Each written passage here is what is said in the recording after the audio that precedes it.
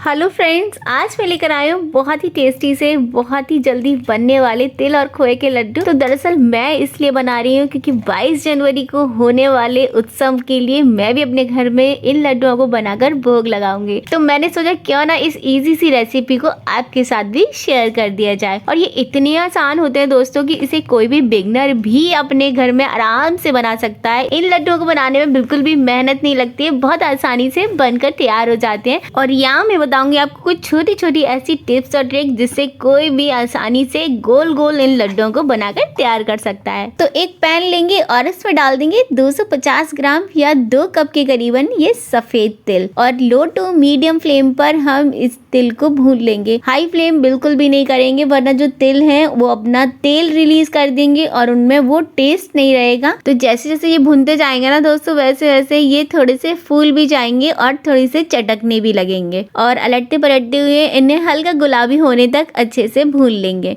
तो दोस्तों बहुत ज़्यादा इन्हें ब्राउन नहीं करना है, बस हल्के से गुलाबी हो उसके बाद ही हम फ्लेम को ऑफ कर देंगे और तुरंत ही हमें इसे किसी दूसरे प्लेट में डाल लेना है। अगर गर्म बर्तन में आप इन तिल को छोड़ देंगे तो ये जल जाएंगे। तिल हो गए हैं यहाँ पर ठंडे। तो अब यहाँ पर हमने लिया है एक मिक्सर जार और इसमें तिल को थोड़ा थोड़ा करके डाल देंगे। थोड़े से साबुत तिल बचा कर रखेंगे और उसे हम आगे अपनी रेसिपी में यूज करेंगे। तो 2 से 3 चम्मच मैंने यहाँ पर तिल बचा लिए हैं और बाकी के तिल अपने ग्राइंडर में डाल दिए हैं। तो यहाँ पर मिक्सी को पल्स मोड पर चलाएंगे, बहुत हाई स्पीड में नहीं चलाएंगे, बस कुछ कुछ सेकंड्स के लिए हम यहाँ पर इन तिल को ग्राइंड करेंगे। तो यहाँ देखिए मैंने उसे पल्स मोड पर इसे 2 से 3 बार बटन को घुमाया है। ग्राइंड हो गए हैं, बिल्कुल भी पाउडर नहीं करना है हमें, हल्का हल्का दरदरा तिल रहे उतना ही हम इसे पीस कर तैयार कर लेंगे। तो ये देखिए बिल्कुल परफेक्ट हमारे ये तिल पीस कर तैयार हो गए हैं। तो अब जो हमारे बाकी बचे हुए तिल थे, साबुत तिल थे, उन्हीं तिल में इन पिसे हुए तिल को मिक्स कर देंगे। तो लड्डू की आगे की प्रोसेस के लिए यहाँ पर एक कढ़ाई ली है और इसमें डाल देंगे ये खोया या मावा।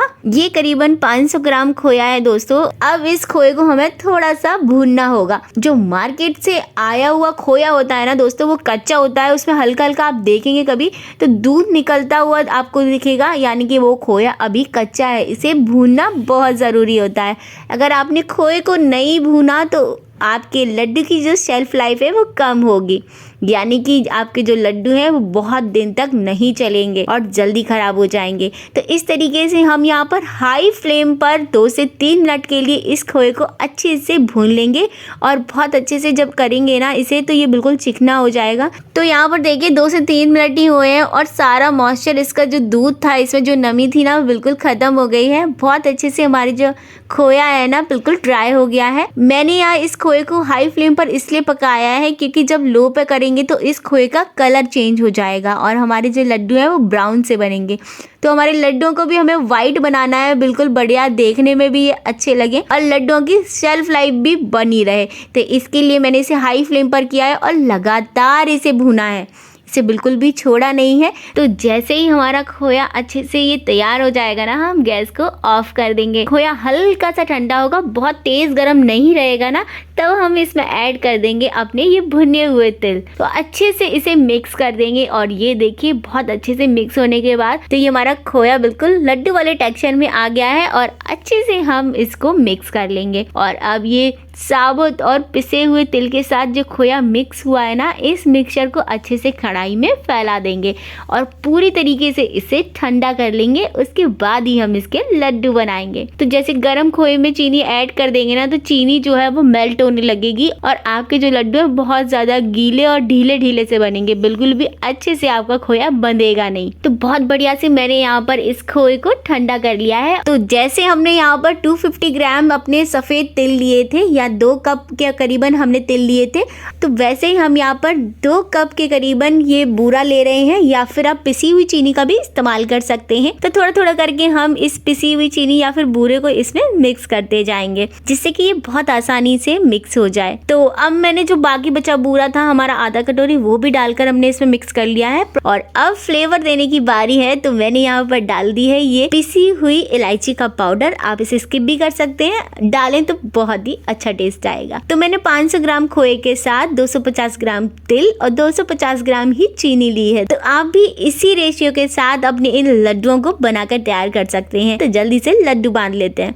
अगर मेरी तरह आपके भी लड्डुओं की शेप जो है प्रॉपर गोल नहीं आती है तो मेरी इस ट्रिक को आप फॉलो कर सकते हैं। तो पहले लड्डुओं को अच्छे से कस के बांध लीजिए हाथ में, और फिर एक बाउल लेंगे और थोड़ी देर के लिए हम इसमें 2-4 बार ऐसे घुमा देंगे ना, तो बिल्कुल लड्डू की प्रॉपर गोल वाली शेप आएगी। तो मुझे ना सबसे इजी मेथड यही लगता है कि जल्दी से हाथों में इन लड्डुओं को टाइट बांध दो, और उसके बाद जब गोल करने की बारी आए ना तो इस तरीके से कटोरियों में घुमा लीजिए। फटाफट से ये लड्डू ना गोल गोल बनकर तैयार हो जाते हैं। लड्डू की आउटर लेयर होती है ना, वो बिल्कुल स्मूथ हो जाती है और एकदम गोल प्रॉपर बनकर आते हैं। बहुत ही सॉफ्ट और बहुत ही टेस्टी ये लड्डू है। तो मेरे इस कटोरी वाले मेथड को देखकर मम्मी बोली कि जल्दी से मैं बना देती हूँ ऐसे हाथों से दबा दबा कर लड्डू। तो कुछ ही सेकंड में उन्होंने बस ऐसे हाथों से दबाए और गोल गोल घुमाकर फटाफट लड्डू बनाकर तैयार कर दिए। तो जब आपके साथ कोई इस तरीके से हेल्पिंग हैंड हो तो ज़रूर उनकी मदद लीजिए। तो दोस्तों ये तिल वाले लड्डू बनकर तैयार हो गए हैं। इन छोटी छोटी टिप्स और ट्रिक्स के साथ इन लड्डुओं को बनाना बहुत ही आसान है। कोई भी बिगनर अपने घर में इन्हें आसानी से बनाकर तैयार कर सकता है। ये बहुत ही सॉफ्ट है, बहुत ही डिलीशियस है। साथ ही साथ आप इन लड्डुओं को महीने भर के लिए स्टोर भी कर सकते हैं। तो भोग लगाने से पहले मैंने इसे बारीक पिस्ते से गार्निश कर लिया है। तो अब हम लगाएंगे इस महा उत्सव पर राम जी का भोग इन लड्डुओं से। तो दोस्तों इन लड्डुओं को बनाइए आप भी घर में, और अगर कोई और मिठाई बनाना चाहते हैं तो बहुत सारी रेसिपीज़ मैंने अपने चैनल पर शेयर की हैं। तो वहाँ से भी आप मिठाई बनाकर इस महा उत्सव में राम जी का भोग बनाकर तैयार कर सकते हैं, भोग लगा सकते हैं।